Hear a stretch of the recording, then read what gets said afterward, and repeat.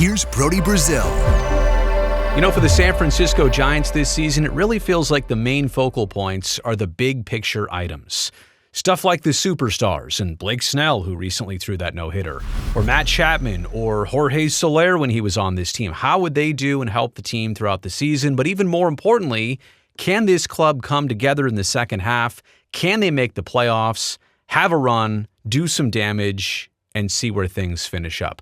Obviously, those are all the big questions, the big anticipations. Sometimes, though, you really got to take a step back, look at everything across the spectrum, and realize what a fun story somebody like Tyler Fitzgerald has been.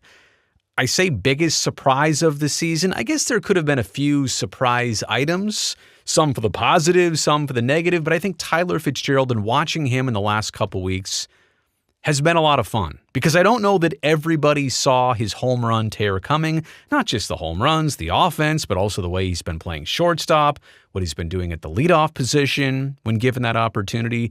It's just been really fun to see somebody who maybe you didn't expect this coming from in Tyler Fitzgerald. I'll give you the quick bio. You're probably already familiar with this. 4th round pick by the Giants back in 2019. He was actually drafted a couple years prior to that, but elected to stay in school. 2019 picked up by the Giants, made his major league debut actually last year, but only played in 10 games, only had 32 at-bats, meaning that this, 2024, qualifies as his rookie season, even though last year was his first experience. He's about to turn 27 years old pretty soon, so he's not the youngest guy out there. They list him as 6'1", 205 pounds. But that's the other thing about the home runs he's been hitting. Absolute tanks. At the same time, he's not a big guy. Kind of makes you wonder, like, where is this power coming from? Not just the fact that he's getting him over the fences, but I mean, he is hitting 390s, 400s, 410s, 420s. He's got some exit velocity. He's got some launch angle. He's got the distance on the dingers this year. And we now know, according to Andrew Baggerly of The Athletic, who put out a great piece on Fitzgerald, that his pregame routine consists of not really superstitions, but 4 things he's got to have before every game: an acai bowl, a banana, a PB&J sandwich, and he's got to listen to some music. Those are the simple things in life, I feel like. Those are simple things that he's got to have before the games. By the way, more quotes about Fitzgerald from Bags in just a second. Let's revisit the trajectory. Again, who would have thought he would arrive here so fast, and how he did, and doing this damage that he's doing? This season didn't start off like this, but in the second half, it's obviously taken a great turn for the better. So in 17 and 18, in 19, he's in college. Then in the second half of 19, he gets drafted. He gets sent to A-ball in Augusta, also low A-ball in Salem-Kaiser. And then he goes and plays in the Arizona Complex League to finish off the season. 2020 was a lost season for Fitzgerald. Like a lot of minor league ball players, there was no season. He played no baseball. Back in 2021, he's in High A in Eugene. 2022, the entirety of that season, he's in Richmond at the Double-A level. And then in 2023, he's in Richmond in Double-A. Then he spends a majority of the season in Triple-A Sacramento with the River Cats, does play those 10 games with the Giants at the major league level. In 2024, this season, he's also already played 17 games with the River Cats, spent a little bit of time down. It's when he's come back that he's been like a man on fire. So 2024, 52 games with the San Francisco Giants. So this, the first like real full exposure for him at the major league level. But a pretty quick ascent and trajectory, like I said, especially when you consider that 2020 was an entire lost season. Here in 2024, from opening day to July 9th, 1 home run. And if you also look at where he was playing and how he was getting into games, a lot of pinch running, a lot of defensive substitutions, a lot of joining the game halfway through. He was in left field and right field and center field and second base, all over the infield and outfield. But then July 9th to the present, and I say present, but he had an 11 home run span across 18 games.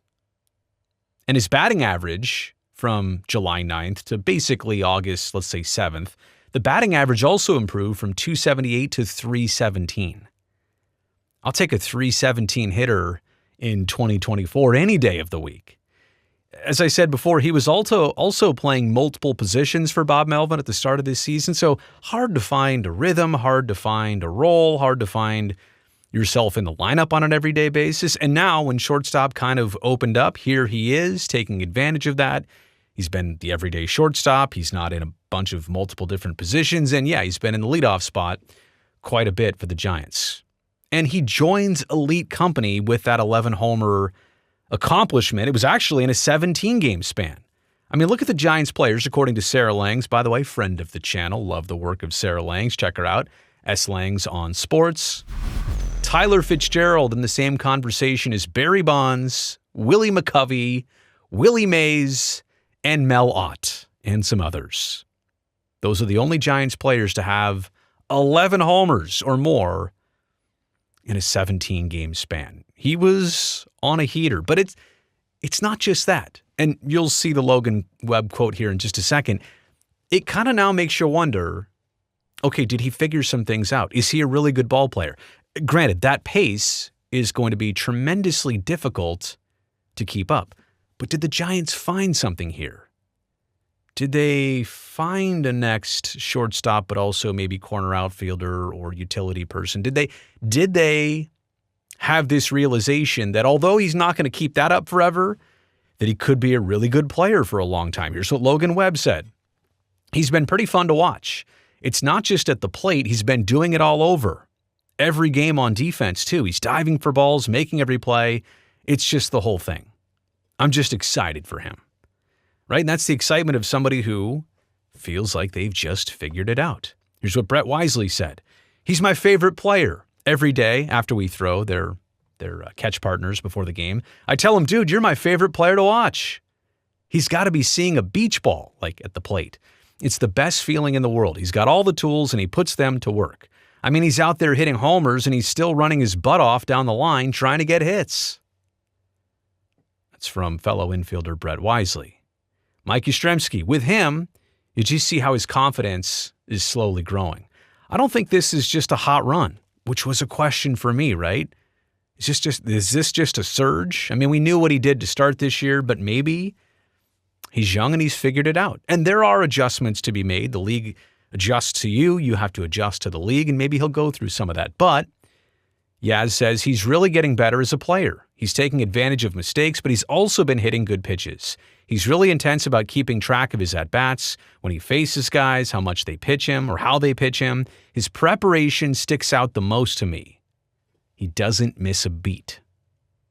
So it kind of feels like, to some degree, all of this might be sustainable for Tyler Fitzgerald. And I say biggest surprise. I mean, look, the Giants wouldn't tell you that's a surprise. That's why they drafted him. That's why they developed him. That's why they promoted him.